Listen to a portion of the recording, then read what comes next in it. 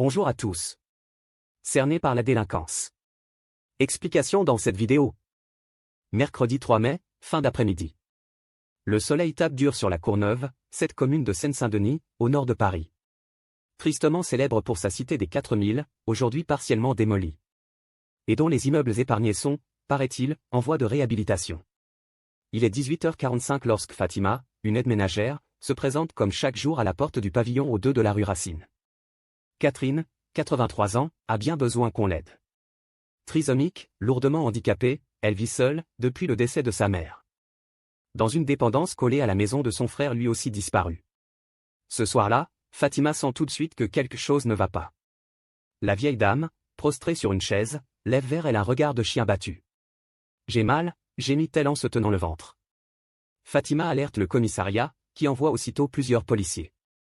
Encore sous le choc, Catherine, avec ses pauvres mots, leur raconte ce qui lui est arrivé. Vers 17h30, deux inconnus sont entrés chez elle, la porte n'était pas verrouillée. Ils ont fouillé son sac et pris les 50 € qui s'y trouvaient. Ce n'est pas tout, hélas, mais la suite est plus difficile à dire. Les deux hommes ont exigé de Catherine qu'elle leur fasse une fellation. Puis, devant son refus, ces salauds l'ont violée à tour de rôle, avant de s'enfuir. La pauvre femme est conduite à l'hôpital où les examens gynécologiques confirment qu'elle a bien subi des violences sexuelles. La nouvelle de l'agression se répand comme une traînée de poudre dans le quartier, suscitant révolte et indignation. Comment peut-on violer une femme de 83 ans, qui plus est handicapée et vulnérable? Catherine, installée rue Racine depuis plus d'un quart de siècle, est la gentillesse même. Petite, un peu ronde, des cheveux gris coupés courts. Cette femme douce et discrète passe des heures sur le pas de sa porte à sourire aux passants, à regarder défiler les voitures. Une voisine se souvient qu'un jour, pour Noël, Catherine a voulu donner un billet de 10 € à ses enfants. Une autre rappelle qu'elle adore les chiens. Elle a d'abord eu un bichon blanc, puis elle a recueilli un épagneul qu'un automobiliste avait frappé et abandonné sous ses yeux, dans la rue. Malheureusement, ce pauvre animal a été empoisonné quelque temps plus tard. On a vu Catherine en pleurer devant sa porte. La méchanceté humaine n'a pas de limite. Évidemment, à la Courneuve, les gens sont aujourd'hui consternés par le viol qu'a subi Catherine. Mais le plus terrible est qu'ils n'en sont pas surpris.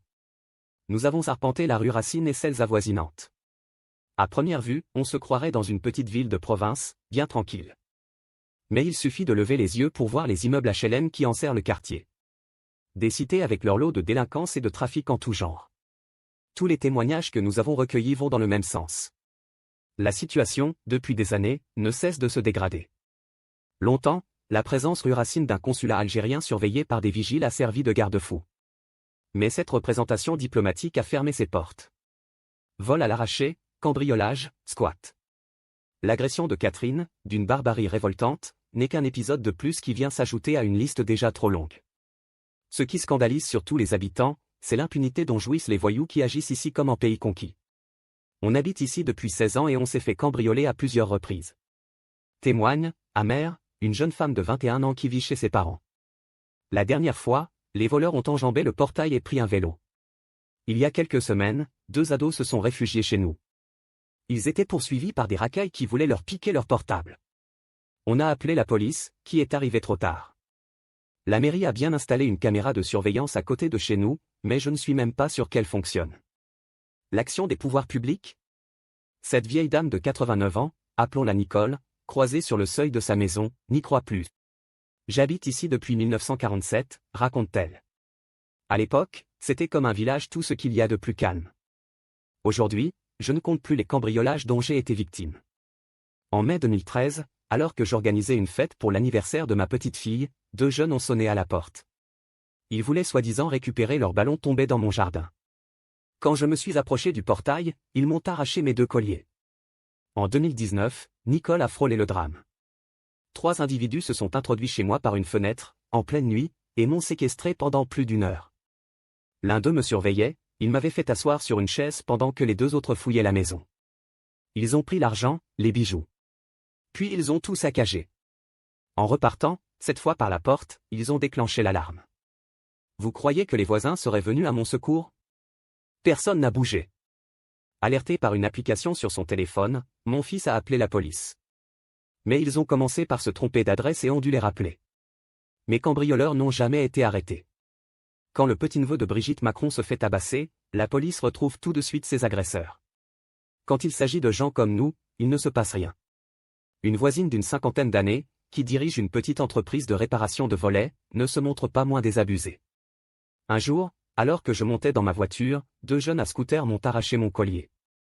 J'ai porté plainte. Ça n'a servi à rien. Il y a 2 ans, des voyous ont essayé de forcer la porte de notre atelier. Au commissariat, les policiers m'ont carrément dit qu'ils connaissaient bien les coupables. Mais qu'ils ne pouvaient rien faire parce qu'ils étaient mineurs. Des témoignages comme ceux-là, hélas, on en récolte à l'appel. À la mairie de la Courneuve et au commissariat, tout le monde le sait bien. Mais personne n'ose s'exprimer ouvertement. Ceux qui acceptent de parler sous couvert d'anonymat font tous le même constat. Entre les mineurs qu'on ne poursuit pas et les adultes qu'on relâche faute de place dans les prisons, les délinquants ne sont jamais sanctionnés. La population, du coup, en est réduite à se protéger comme elle peut. On se barricade, on met des chaînes au portail, on installe des caméras de surveillance ou des panonceaux qui se veulent dissuasifs. Surveillance vidéo ou attention aux chiens. Certains vont même jusqu'à affronter physiquement les voleurs, à leur risque et péril. Un homme qui avait ainsi arrêté un peu brutalement son cambrioleur a écopé d'un rappel à la loi. Le voyou, lui, a été purement et simplement relâché. Incroyable injustice. Dans les 48 heures qui ont suivi l'agression de Catherine, 2 suspects ont été interpellés. 2 immigrés algériens en situation irrégulière et qui faisaient l'objet d'une obligation de quitter le territoire français. Le premier, Anes B, 29 ans, qui a échappé aux poursuites pour viol faute de preuves, a été placé au centre de rétention administrative du Mesnil-Amelot, en Seine-et-Marne, dans l'attente de son expulsion. Le second, Benaouda D, 38 ans, a été mis en examen pour viol et écroué. Catherine, depuis sa sortie de l'hôpital, tente pour sa part de se remettre de son agression. Ses voisins pensent qu'il y a peu de chances pour qu'elle remette les pieds à la Courneuve. Un crève-cœur pour cette vieille femme fragile qui a passé toute sa vie rue Racine. Merci d'avoir regardé et si vous avez aimé cette vidéo, n'hésitez pas à la partager avec vos amis et à vous abonner à notre chaîne pour ne manquer aucune de nos futures vidéos.